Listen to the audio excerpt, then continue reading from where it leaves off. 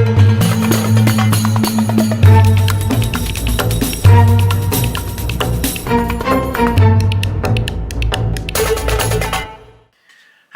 my name is Kevin Fernandez and welcome to my channel, Gamers Genie. Today I'm going to be counting down my top 10 favorite games I liked to play when I was a little youngster. Now, I'm putting this down because, as some of you may have known if you saw some of our news and updates videos, Jordan and I recently had a little bundle of joy. And so I just kind of started to reminisce and remember all the games I used to like to play when I was a kid. So keep in mind that most of these games were from the 90s and early 2000s. So most of these games are going to be those super fun, mainstream, market games that, we kind of threw away when we got too old. And probably most kids today don't play a lot of these games. But I just thought it'd be a pretty fun thing to do. And don't worry, I do have my phone because it has been a while since I played these games. So I'm going to use Board Game Geek to look up any games I don't quite remember how to play them. And I will also talk about stuff we did when we were a kid, and could talk about that later. But that's enough chit chat. Let's count down.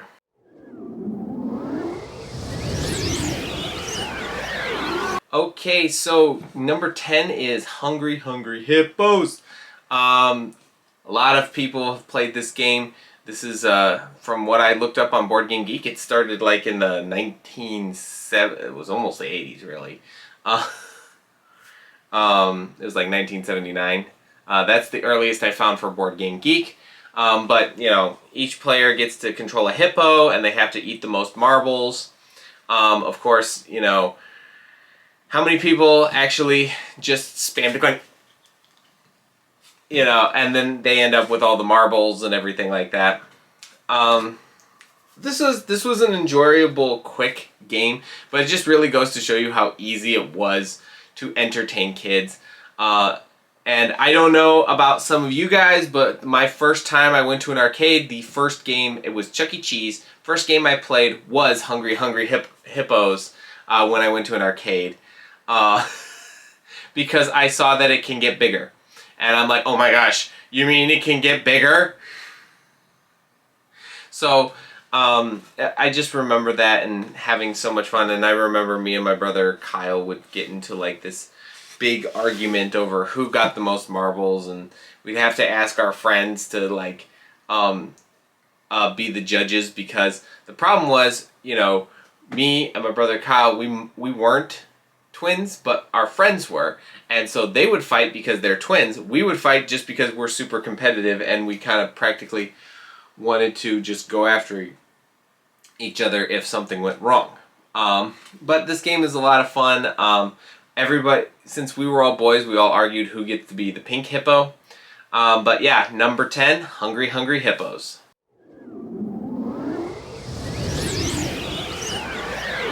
Okay, so number 9 is the kids game that nobody knew how to play, Mousetrap. I'm not kidding. I remember there was a small number of people. This was like dominoes to us. It was we never really got dominoes to play dominoes. We got dominoes because we wanted to line them all up and knock them down. Same thing with Mousetrap. We wanted it because we wanted to set up the trap, set it off, and hopefully it would go off in a complete succession. Never did. Never did. From what it looks like, I saw on No Rules Barred, they play a more modern version, and even to this day, the stupid cage still gets stuck at the top. It is the craziest thing I've ever seen. But now I know how to play thanks to No Rules Barred. You have to go around the board collecting a whole wheel of cheese. Basically, if you manage to collect the whole, a certain, I think it was 6 or 8 pieces of cheese, you win the game. It's a cute little game. It's pretty fun. Like I said, it gets frustrating because the trap never fully goes off, and most of the time we all just played just to set off the trap. So, it was an interesting game from back in the day. But yeah, number 9, Mousetrap.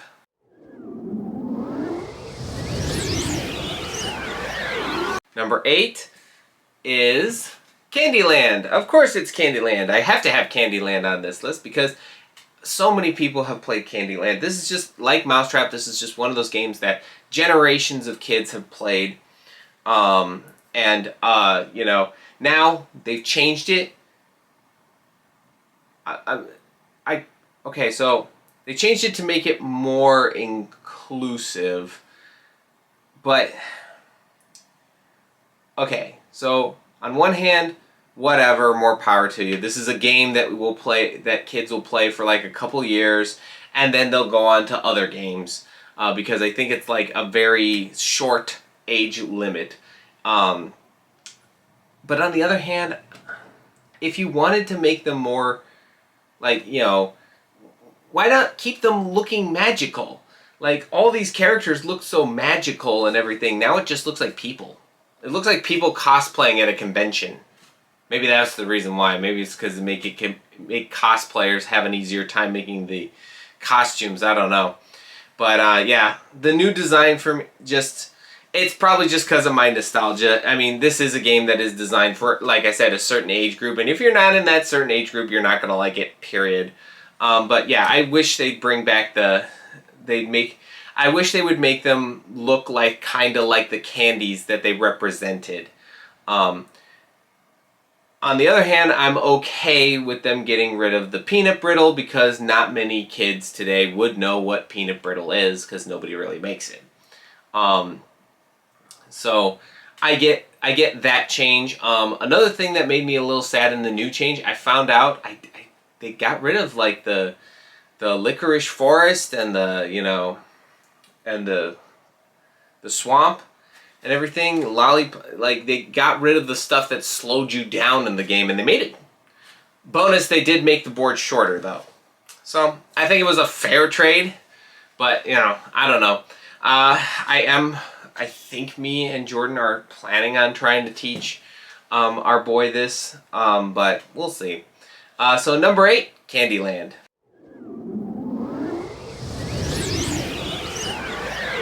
Okay, so number 7 is Pokemon Sorry.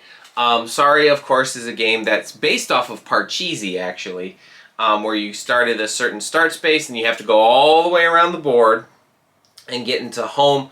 Basically, once you get all your pieces into home, you win the game.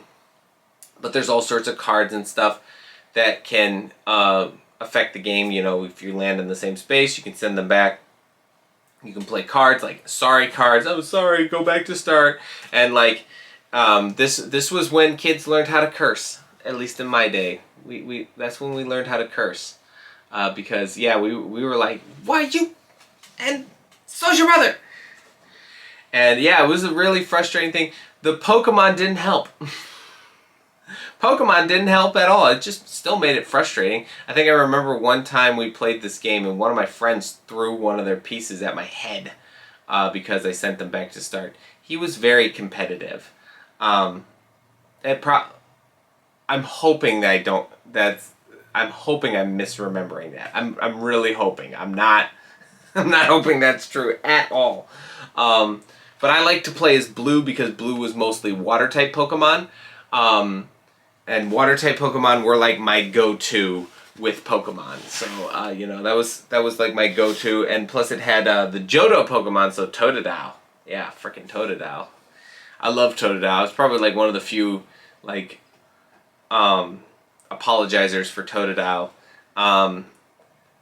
Yeah, but I got Typhlosion when I first opened my first Pokemon pack.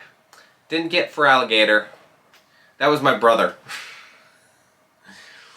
You know, I kept it because we all remember, for those of you who were around in the 90s, we all remember that first edition Charizard foil card that we were all gunning for, but none of us could ever get unless we had like $100. Back then it was $100. Like now it's like way more than that. But Sorry was always a fun game. It was a fun game for my childhood, and I remember enjoying it a lot. Mostly because of the Pokemon theming. But yeah, number 7 is Pokemon Sorry.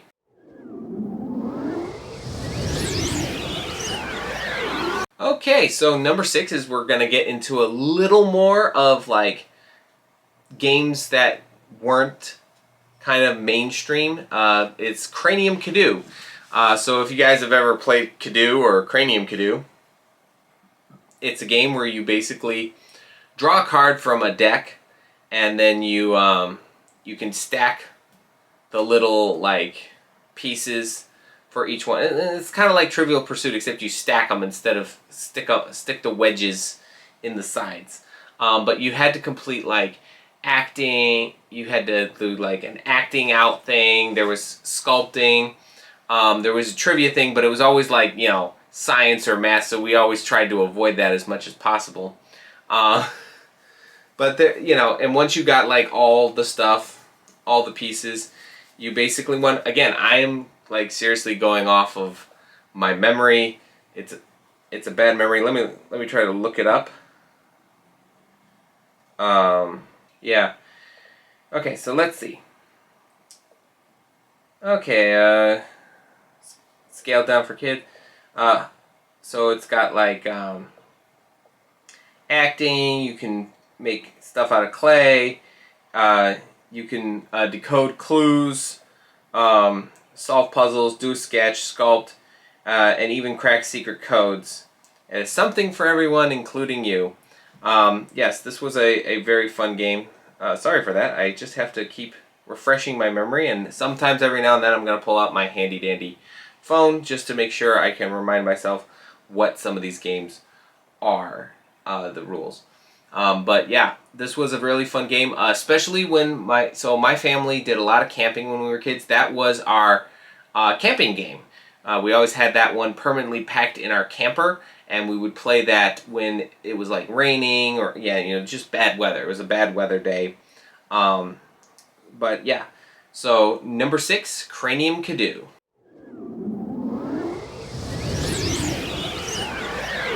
Okay, so number 5 is Don't Break the Ice. I actually did love Don't Break the Ice as a kid. I played all these different games when I was a kid.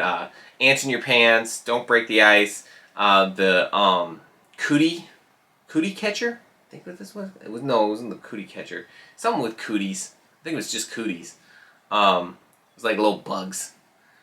But yeah, Don't Break the Ice was one of my favorite ones where you had like this board and you had they changed it to a penguin now, but when I was a kid, they had a man sitting on a chair just in the middle of the ice. And the goal was, of course, you had to break a block of ice out of the little pond every now and then, and you'd have to be very careful. And so basically it's a 2-player game. And the first person to completely shatter the ice and drown the man is the winner. I think that's why they changed it to a penguin. Because then the penguin won't go down. Then the penguin's not in immediate danger. But yeah, this was pretty fun. I did find a clip online, a video clip online of 2 brothers playing this game. One was like slowly tapping out. The other one was just learning the game. He took the hammer and punched the ice, shattering the entire board, which was so funny. But yeah, I remember this game. It was pretty fun. It was a little tense, and it does teach a lot of kids patience, because you have to be careful not to do enough force. And I know there's a game called Click Clack Lumberjack that kind of does that now, but I'm kind of glad that Don't Break the Ice is still around. So yeah, number 5 is Don't Break the Ice.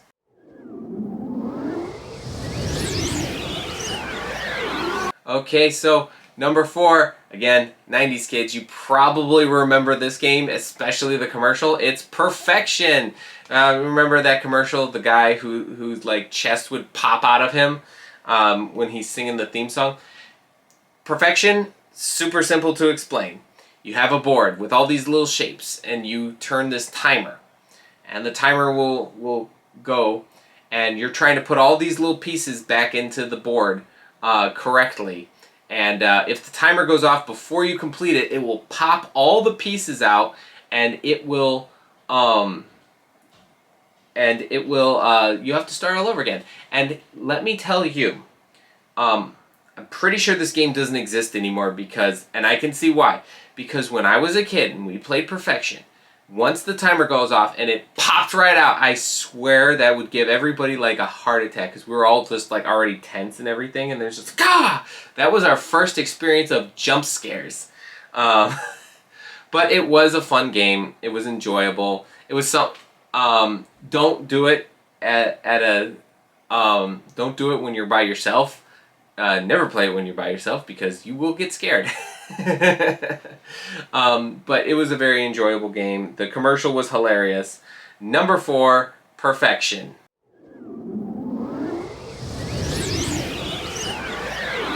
Okay, this one I'm actually going to say the publisher because I know the publisher, at least the publisher now. Yep.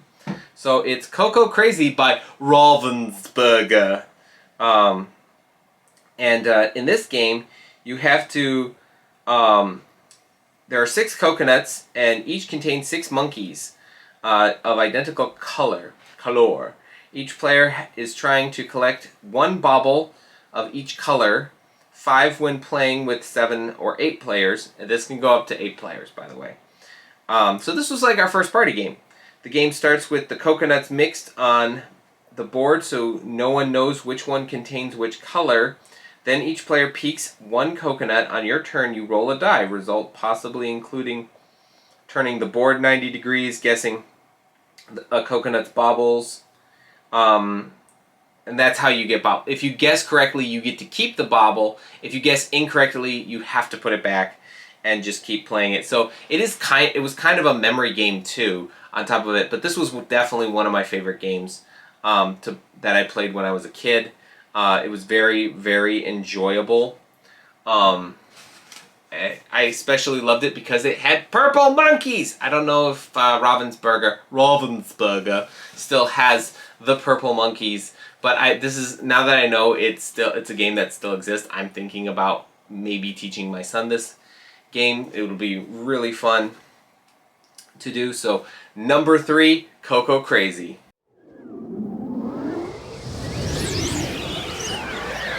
All right, number 2. So I don't know if I said number 2 previously, but number 2 is Crocodile Dentist. This game is another anxiety-driven game, just like Perfection. And even though I didn't mention on it Operation, I think maybe I'll do that, like top 10 stress-inducing games. Oh gosh. I don't know. It sounds like a fun idea. I'll probably not do that. That doesn't seem like a good idea at all. But anyways, if I remember correctly, I'm going to try to do this one by memory. Okay, you have a little crocodile, a little plastic crocodile in front of you. And you have to touch the crocodile's tooth, and you had to try to find the sore one. But if you found the sore one, you lost. You had to try to avoid the sore tooth. But if you found the sore tooth, you lost the game, and he would, chomp down on your hand. Obviously, it wouldn't hurt. But this game was pretty fun. Another kind of stress-inducing game, just like Perfection or Operation. If you've ever played that game, it's really hard to go into detail. These are games meant for kids. It's not that much I can talk about it. I mean, that's it. You touch the tooth. If you touch the sore tooth, he'll chomp down on your teeth. Talk about a grumpy patient. But yeah, number 2 is the Crocodile Dentist.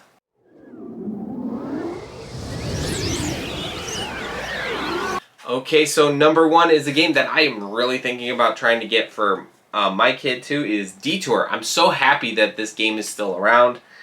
This was a really fun game for me because the way you roll to move is you push on like this gas pump, but you can get a 1 through 6, or you could get a detour. And when you get a detour, what that means is you have to change the direction of the roads that are on the board. You had like these little plastic road things, and you could turn them.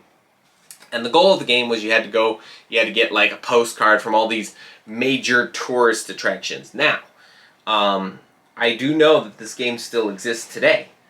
I do still want to get this, partially for me, because I'm curious, did they change the tourist attractions? Because, you know, the Detour I played when I was a kid, the tourist attractions were like, you know, that statue of Paul Bunyan, or Santa's Village, or, you know, like the world's largest rubber ball. It was like, you know, stereotypical travel stuff, but that stuff doesn't seem to grab tourists anymore. So I'm kind of wondering, what did they change it? Did they not change it? It's really curious. This was a really fun game, really enjoyable for me. I do remember we did get.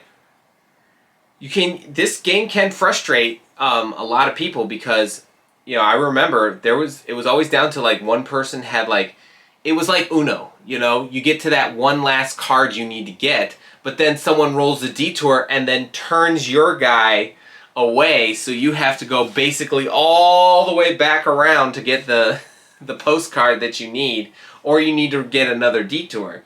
So that was such a frustrating thing. It was so annoying.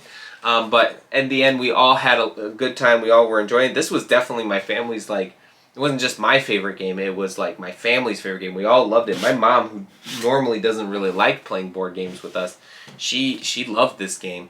So yeah, number 1 is Detour. Well, there you go. There's my top 10 favorite games I liked to play when I was a kid. If there are any games you enjoyed playing when you were a kid, let me know in the comments below. Man, I'm so curious about this. This is such an interesting topic. I couldn't pass it up. Really enjoyable. I hope to teach my son some of these games, as well as some of the other family games that I have here in the collection. It'd just be so much fun, and I can't wait to share some of these memories with my son. Super excited about that. But with that being said, if you enjoyed this video, please give it a thumbs up. Put down in the comments below what was your favorite game to play as a kid, and click that subscribe button, ring the notification bell for top 10s list just like this. And if you're a big fan of the channel as a whole, consider becoming a Patreon supporter on our Patreon page. You can support us for as little as $1 a month. You can get like early access to how to play videos, like how to play a Goofy movie game. Super excited about that game. Be on the lookout for our how to play video on Goofy movie, unless I already shared it. I don't know. With the kid, it's kind of hard. I'm losing track. But anyways, until then, thanks for the views.